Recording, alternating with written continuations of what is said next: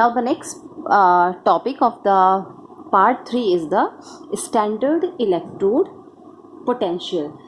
The magnitude of ionization enthalpy gives the amount of energy required to remove the electron to form a particular oxidation state of a metal in a compound. So the value of ionization enthalpies gives information regarding the thermodynamic stability,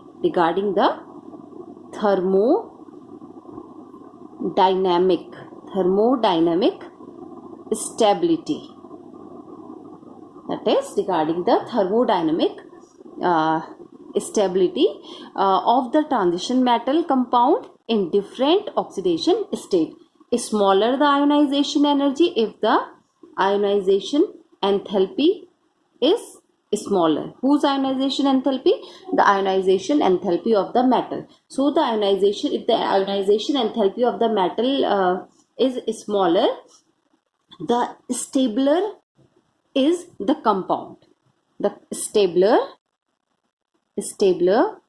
is the compound. So we have various data from the ionization enthalpy that we all are aware of the successive ionization enthalpy. We know that the amount of energy required to remove, if we want to remove the one electron from the outermost orbit, so we have to supply the amount of energy, and that amount of energy is known as the ionization energy or the ionization enthalpy. So if we want to remove the second electron, so we have to supply certain amount of energy. So and if we require to remove, again we have to supply energy. So it means these are the successive ionization enthalpy. So we have seen so many experiments in which it is clear that the sum of the first two ionization enthalpy is less for the nickel in comparison to that the platinum. So the oxidation state of the platinum is 4. The platinum compound are relatively more stable than the nickel compound. Now let us discuss under this heading. The first heading is the electrode potential. Electrode potential. In addition to the ionization enthalpy, the other factors such as the enthalpy of sublimation, enthalpy of hydration, and many more factors are there.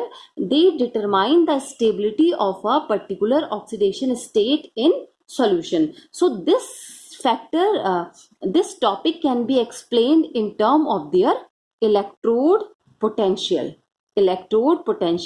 values. So the oxidation potential of a metal involve the following process. For example, you have a metal when it become M+.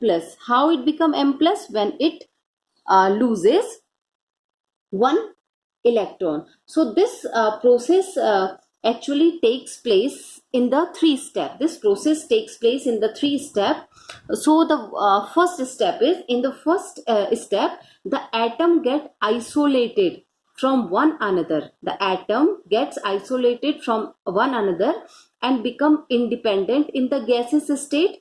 This converts solid metal to the gaseous state, and the energy needed for this step is known as the enthalpy of sublimation. So in the first step, this is the first step in which the metal gets isolated. This is the first step, and it becomes the independent in the gaseous state. So this is the first step. Now in the second step, what happened in the second step?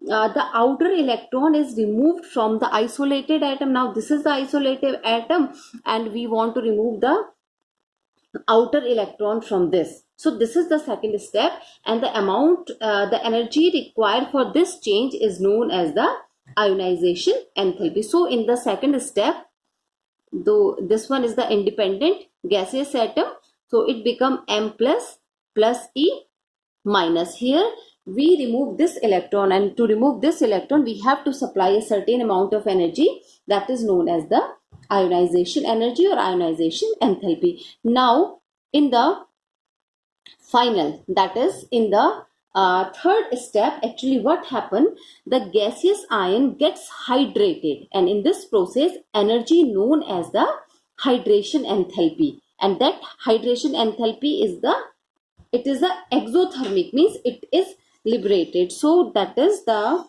M plus this one is hydrated, means it combined with the water, so M plus, and it become aqueous. Now this is the delta, that is hydration E, that is hydration enthalpy. Now these steps, they are represented by a cyclic process, and that is known as the Born-Haber cycle. These all the steps represent a cycle which is called the Born-Haber cycle. So the oxidation potential which give the tendency to the overall change to occur depend upon the net effect of these three steps. So the overall energy change is, that is the overall change in the energy is delta H is equal to, first of all we have to provide, that is called the sublimation enthalpy of sublimation, that is H, then ionization enthalpy plus, that is delta hydration H.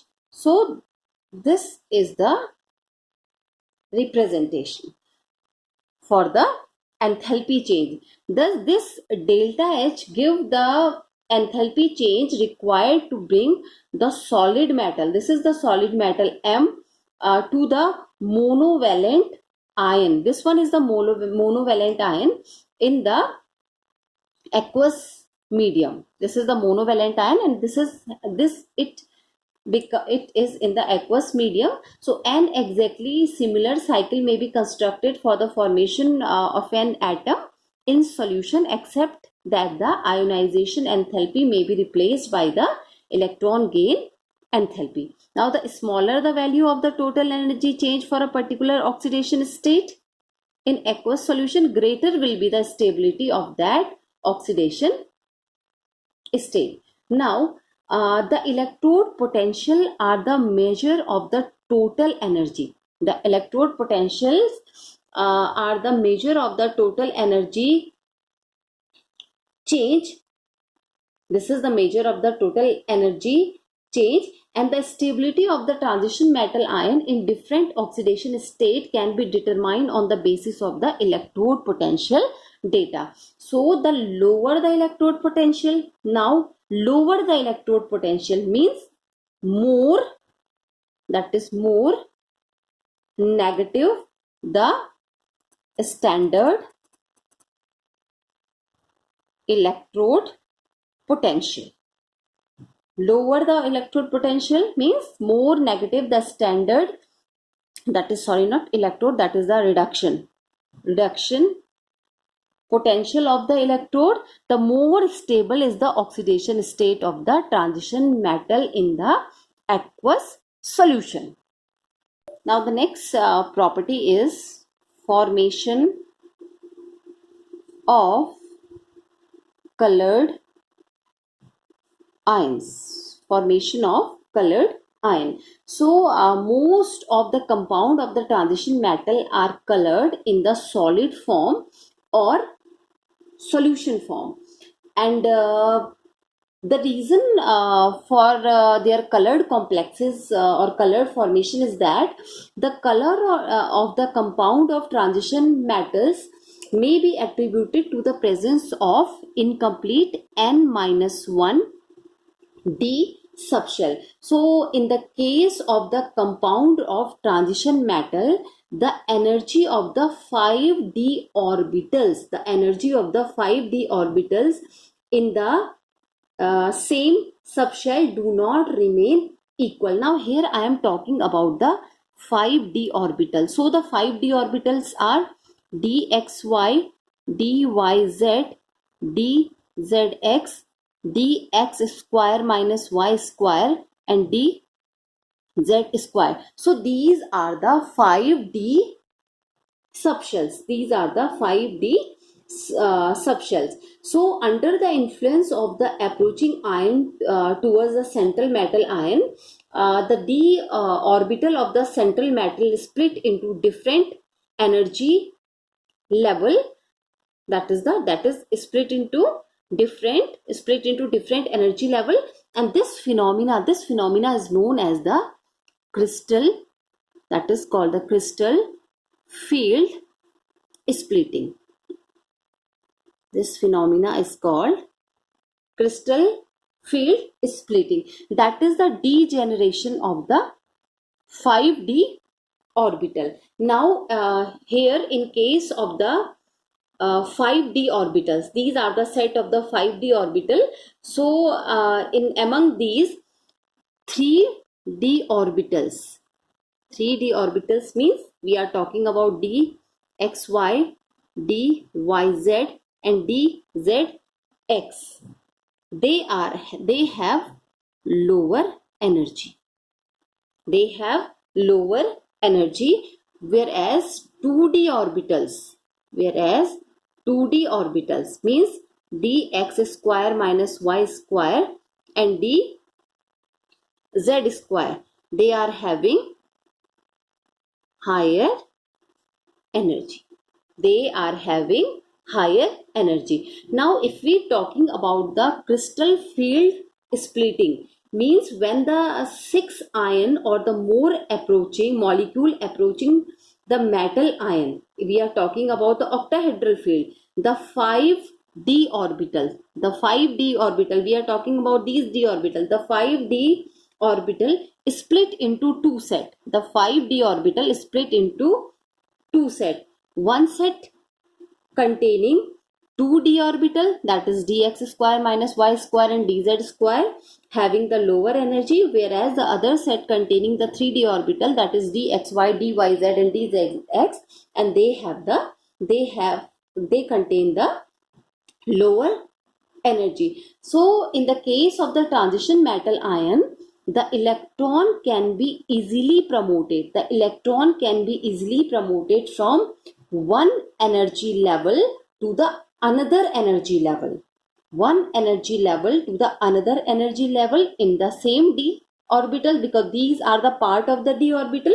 So they can easily come to promote it from one energy level to the another energy level, and these are called the DD transition. This is called the DD transition. So this is the reason why the transition metal form colored complexes or the colored ion. That reason is because of the DD transition or because of the unpaired electron. That is because of the, there are two reasons. One is the because of the unpaired electron. The second reason is because of the DD transition. What is the DD transition? The electron can easily promote it from one energy level to the another energy level. So the one energy level is the this one, and another one energy level is the this one. So we have the two energy levels. So the amount of energy required to excite the sum of the electron to the higher energy state within the same D shell correspond to the energy of the certain color of the visible light, and therefore when the white light fall on the transition metal compound, when a white light is fall on the transition metal compound, some of its energy correspond to a certain color is absorbed and the electron get raised from lower set of orbital to the higher set of orbital, lower set of orbital to the higher set of orbital. So it is clear that the transition metal which have the incompletely filled D orbital, so they form the colored ion. But in case of the zinc, and that is the cadmium, mercury, these are the examples in which they have the completely filled D orbital. Here the configuration of the D orbital is D10. They have the D10 configuration. So generally they are white in color, and even their compound, when they form a compound, they also have the white color. For example, ZnCl2, it is, this one is white in color.